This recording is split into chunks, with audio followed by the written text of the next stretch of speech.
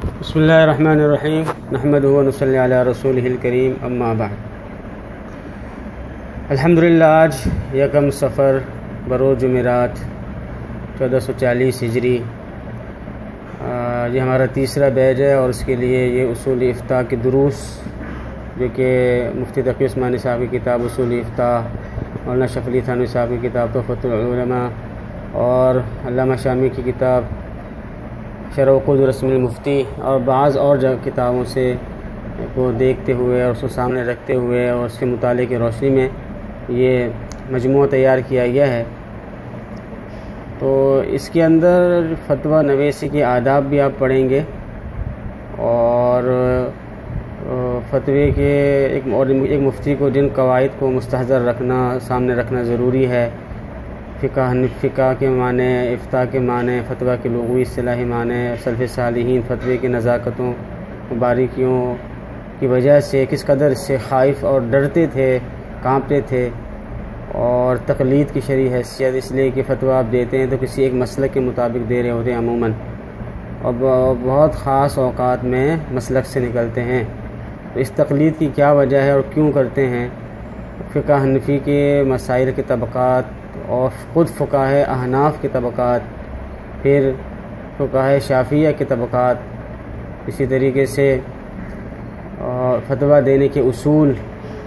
اور ہمارے جیسے آج کل کے علماء وہ مفتی ہیں یا ناقل فتویٰ ہیں، اور کون سی کتابوں سے فتویٰ دینا جائز ہے، کون سی کتابوں سے فتویٰ دینا جائز نہیں ہے، اور مختلفی مسائل میں مجتہدی مسائل میں اگر قاضی کا یا حاکم کا پارلیمنٹ کا فیصلہ آ جائے تو اس کی کیا حیثیت ہوگی، اور اس کے علاوہ ضرورت اور مجبوری کے موقع پر عرف کی تبدیلی کی وجہ سے، علت کی تبدیلی کی وجہ سے، اور سدًا للذرائع بہت سے احکام ہوتے ہیں، ضرورت اور حاجت، ان سب میں فرق، یہ سب چیزیں انشاءاللہ آپ اس میں پڑھیں گے۔ تو یہ جو آج کا سبق ہے یہ پہلا سبق ہے، صفحہ نمبر 1 اور 2 آپ کو بھیجا گیا ہے۔ صفحہ نمبر ویسے تو 2 آپ کو بھیج دیے گئے ہیں، لیکن آپ نے آج کا سبق جیسے کہ سلیبس میں اور نصاب میں بتایا گیا کہ صفحہ نمبر 1 اور 2 کا مطالعہ کرنا ہے، 2-3 مرتبہ مطالعہ کریں تاکہ اچھی طریقے سے بات سمجھ میں آ جائے۔ اس کے بعد تمرین حل کرنی ہے۔ تمرین حل کرنے کا طریقہ یہ ہوگا کہ آپ نے صرف جواب ہمیں بھیج دینے ہیں۔ یہ ہر جمعرات کا قاعدہ یہ ہوگا، جمعرات کو انشاءاللہ ہم سبق بھیجیں گے اس ٹائم میں، اور پھر اس کی جو مشق آپ نے جمع کرانی ہوگی وہ آپ اپنی معلومات کو جمع کرا دیں گی اور وہاں سے میرے پاس پہنچ جائیں گی، اور اس مشق کے اپنے صرف جواب لکھنے ہوں گے، اور نیچے اپنا نام، وہ بلکہ اوپر اپنا نام، پھر مشق کے جوابات، اور پھر نیچے نمازوں کی رپورٹ کہ نمازیں پڑھ رہی ہیں نہیں پڑھ رہی، اور ساتھ میں جو آپ کی فتاویٰ کی تعداد ہے وہ آپ نے لکھنی ہے۔ آج کے سبق میں صرف 4 چیزوں میں فرق بتایا گیا ہے، اور یہ سب اہم باتیں ہیں۔ فقہ اور افتاء میں فرق، فقہ سے مراد جیسے قدوری تفصیل الضروری آپ نے پڑھی ہے، ہدایہ پڑھی ہے، بیش زیور پڑھی ہے، تو وہ فقہ پڑھی ہے آپ نے، اور افتاء فتویٰ دینا، ان دونوں میں کیا فرق ہے۔ دوسری چیز اصول فقہ اور افتاء میں فرق، اصول فقہ جیسے اصول الشاشی میں، نور الانوار میں آپ نے پڑھی ہے، آسان اصول فقہ میں پڑھی ہے، وہ کیا ہے، اور افتاء کیا ہے، ان میں کیا فرق ہے۔ تیسرا عنوان ہے اصول فقہ اور قواعد فقہ میں فرق۔ اصول فقہ جیسے اصول الشاشی وغیرہ نور الانوار ہو گئی۔ قواعد فقہ عموماً مدارس کے درس نظامی کے عالم عالمہ کے کورس میں نہیں پڑھائے جاتے، قواعد فقہ مفتی کے کورس میں پڑھائے جاتے ہیں، اور اس کی سب سے قدیم ترین کتاب بلکہ فقہ حنفی کی پہلی کتاب جو قواعد فقہ میں لکھی گئی وہ تھی علامہ ابن نجیم مصری کی الاشباح والنظائر، جو بہت مشہور آفاق کتاب ہے، اس سے یہ قواعد پڑھائے جاتے ہیں، اور انشاءاللہ آپ کو پڑھائے جائیں گے اس کتاب کے بعد۔ اس میں 5 قواعد کلیہ ہوتے ہیں، تقریباً 19 یا 20 کے قریب قواعد اکثریہ ہوتے ہیں، اور 400 کے قریب فقہی ضابطے جو مختلف ابواب کے ہوتے ہیں۔ فقہ اور قاعدہ اور ضابطے میں کیا فرق ہے وغیرہ وہ سب باتیں وہیں پڑھیں گے، اور انشاءاللہ الاشباح والنظائر کتاب کی روشنی میں ہی، جس طریقے سے یہ آپ کو جو پڑھائے جا رہے ہیں نا دروس، یہ مفتی تقی عثمانی صاحب کی جو کتاب ہے اصول افتاء و آدابہ، اس کی روشنی میں پڑھائے جا رہے ہیں۔ تو قواعد فقہ انشاءاللہ آپ کو الاشباح والنظائر کی روشنی میں پڑھائے جائیں گے، لیکن اس کتاب کے بعد۔ تو اصول فقہ اور قواعد فقہ میں کیا فرق ہے وہ بھی اس میں بتایا گیا آپ کو، اور آخری جو موضوع آج کے سبق کا قواعد فقہ اور افتاء میں کیا فرق ہے۔ قواعد فقہ تو جیسے میں ابھی بتایا الاشباب والنظائر میں پڑھیں گے، اور افتاء فتویٰ دینا ان میں کیا فرق ہے۔ تو دیکھیں بنیادی بات یہ کہ سب سے زیادہ فائدہ مند چیز ہم سب کے لیے وہ ہے فتویٰ، افتاء مطلب فتویٰ دینا۔ جب آپ فتویٰ لکھ لیتے ہیں، دستخط ہو جاتے ہیں، تو وہ ہوتا ہے فتویٰ، اور وہ جو آپ مطلب وہ جو تیار صورت میں جو ایک چیز ہوتی ہے وہ ہوتی ہے فتویٰ، اور جب آپ لکھ رہے ہوتے ہیں اور فتویٰ دے رہے ہوتے ہیں تو اس کو افتاء کہتے ہیں۔ ٹھیک ہے، تو افتاء وہ ہے کہ فتویٰ دینا، اور فتویٰ اس کا حاصل ہے، اس کا نتیجہ کیا ہوتا ہے، وہ فتویٰ ہوتا ہے۔ تو سب سے زیادہ فائدہ جیسے میں نے بتایا افتاء میں ہے کہ آپ کے جتنے بھی علوم و فنون آپ نے درس نظامی میں عالم عالمہ کورس میں پڑھے ہیں، ان سب کی مشق و تمرین اس افتاء میں ہوتی ہے۔ کہ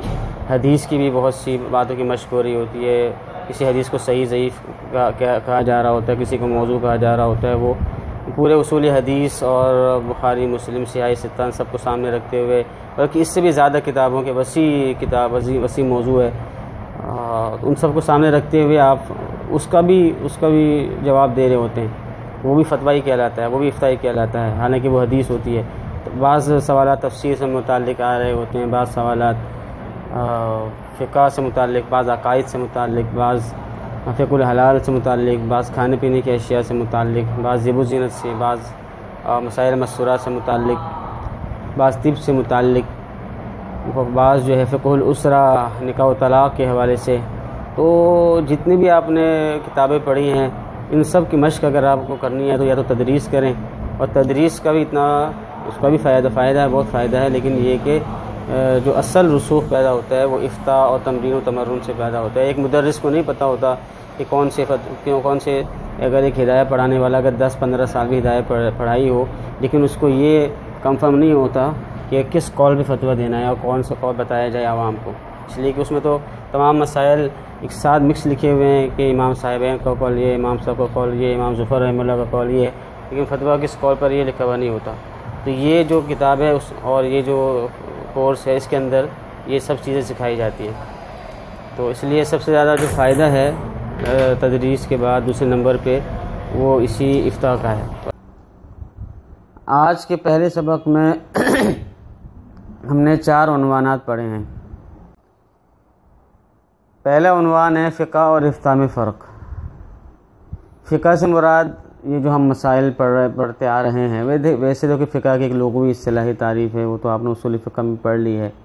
اور وہ اصل فقہ تو ظاہر ہے مجتہد کو ہی حاصل ہو سکتا ہے،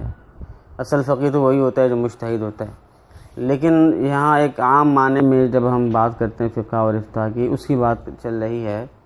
جس طریقے سے بحث زیور کے مسائل ہیں، قدوری کے مسائل ہیں، ہدایہ کے مسائل ہیں، شامی کے مسائل ہیں، جتنا فتاویٰ کی کتابیں ہیں تو یہ سب فقہ ہے۔ اور فقہ ایک اعتبار سے عام ہے، ایک اعتبار سے خاص ہے۔ عام اس اعتبار سے ہے کہ فقہ کے اندر مسائل بھی ذکر ہوتے ہیں اور اس کے دلائل بھی ذکر ہوتے ہیں، حتیٰ کہ اختلافات بھی ذکر ہوتے ہیں، اس اعتبار سے اس کے اندر عموم ہے۔ اور خاص اس اعتبار سے فقہ کہ فقہ کے اندر صرف عملی مسائل جو ہوتے ہیں، فروعی اور عملی مسائل، وہ بتائے جاتے ہیں۔ ایک ہوتے ہیں نظریاتی مسائل، جیسے کہ عقائد ہیں، تو عقائد کے مسائل، عقائد کے حوالے سے جو باتیں ہیں اور پوری علم عقائد، وہ آپ کو کسی فقہ کی کتاب میں نہیں ملے گا۔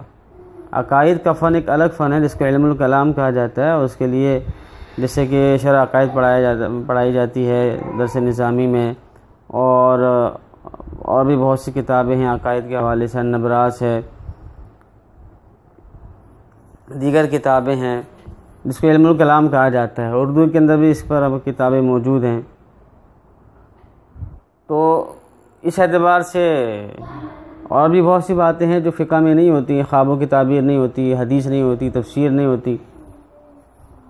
اور فرقہ باطلہ پر رد نہیں ہوتا، تو فقہ اس اعتبار سے خاص ہے۔ دوسری طرف افتاء ہے، افتاء ایک جہت سے عام ہے، ایک جہت سے وہ خاص ہے۔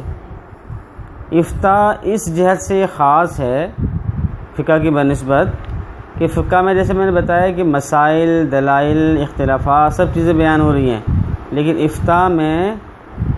آپ سے جب ایک آدمی مسئلہ پوچھتا ہے تو آپ اس کو اختلاف نہیں بتاتے، آپ اس کو دلائل نہیں بتاتے، آپ صرف مسئلہ بتاتے ہیں۔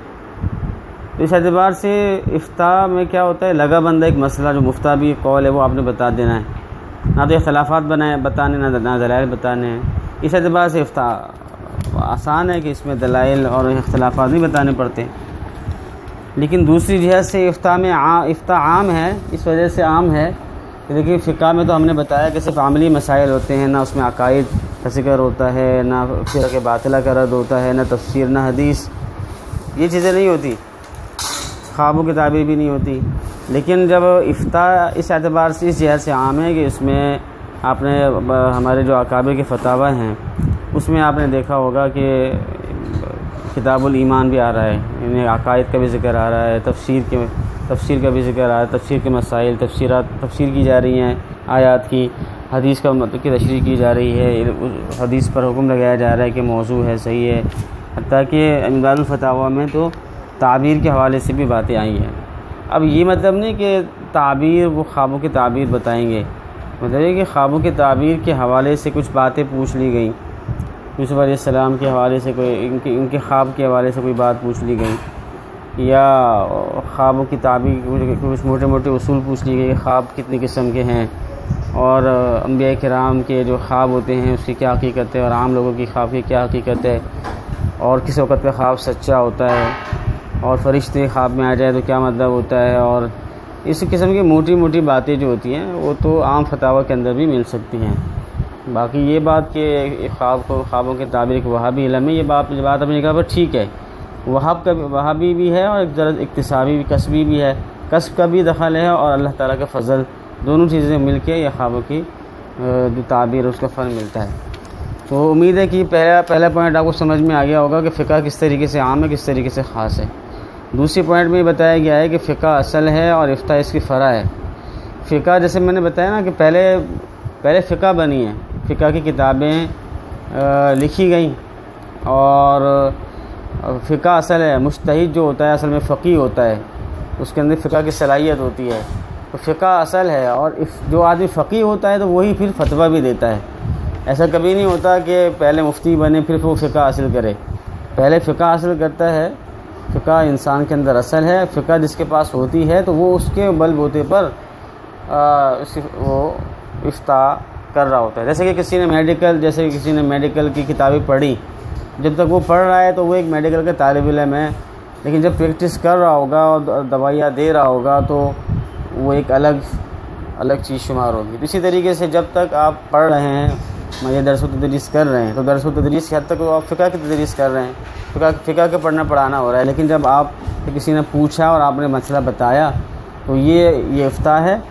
اور یہ فرع کس کی ہے، اس فقہ کی جو آپ نے پہلے اس کو حاصل کیا۔ تیسرے پوائنٹ میں یہ بتایا گیا کہ فقہ مدون ہے، اور جب افتاء وقائع جزیہ کو فقہ مدون کی روشنی میں حل کرنا ہے۔ فقہ مدون اس اعتبار سے کہ دیکھیں نا، سب سے پہلے